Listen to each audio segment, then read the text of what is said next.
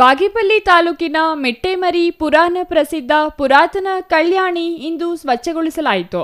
ಶಾಸಕ ಎಸ್.ಎನ್. ಸುಬ್ಬಾರೆಡ್ಡಿ ಕಲ್ಯಾಣಿ ಸ್ವಚ್ಛತಾ ಕಾರ್ಯಕ್ರಮಕ್ಕೆ ಚಾಲನೆ ನೀಡಿ ಮಾತನಾಡಿ, ಮೆಟ್ಟೇಮರಿ ಪುರಾಣ ಪ್ರಸಿದ್ಧ ಪುರಾತನ ಶ್ರೀ ಲಕ್ಷ್ಮೀ ನರಸಿಂಹಸ್ವಾಮಿ ದೇವಾಲಯದ ಕಲ್ಯಾಣಿಯನ್ನು ಸ್ವಯಂ ಸೇವಕರು ದೇವಾಲಯ ಮತ್ತು ಕಲ್ಯಾಣಿಯಲ್ಲಿ ಬೆಳೆದಿದ್ದ ಗಿಡಗಳನ್ನು ತೆರವುಗೊಳಿಸಿ ಸ್ವಚ್ಛಗೊಳಿಸಿ ಕಲ್ಯಾಣಿಗೆ ಮರುಜೀವ ನೀಡಿರುವುದು ಸಂತಸವಾಗಿದೆ ಎಂದರು. ತಾಲೂಕು ಪಂಚಾಯಿತಿ ಇಒ ರಮೇಶ್ ಮಾತನಾಡಿ, ಅನೇಕ ವರ್ಷಗಳಿಂದ ಕೈಬಿಡಲ್ಪಟ್ಟ ಕಲ್ಯಾಣಿಯನ್ನು ಸ್ವಚ್ಛಗೊಳಿಸಲಾಗಿದೆ ಮತ್ತು ಪುನರುಜ್ಜೀವನಗೊಳಿಸಲಾಗಿದೆ. ಈ ಕಲ್ಯಾಣಿಗಳು ಸುಸ್ಥಿರ ನೀರಿನ ಮೂಲವಾಗಿರುವುದರ ಜೊತೆಗೆ ದೇವಾಲಯಗಳ ಪ್ರಾಚೀನ ಮತ್ತು ಐತಿಹಾಸಿಕ ಪ್ರಾಮುಖ್ಯತೆಯೊಂದಿಗೆ ಆಳವಾಗಿ ಸಂಬಂಧ ಹೊಂದಿವೆ.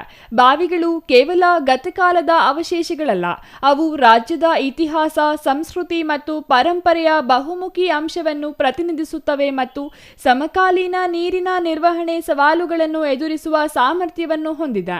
ಅಮೂಲ್ಯವಾದ ಜಲ ಸಂಪನ್ಮೂಲಗಳ ಸುಸ್ಥಿರತೆ ಇಂತಹ ಜಲಮೂಲಗಳು ಅಗತ್ಯತೆ ಇದೆ ಎಂದು ಹೇಳಿದರು. Ganesh R, CTV news, Bagepalli.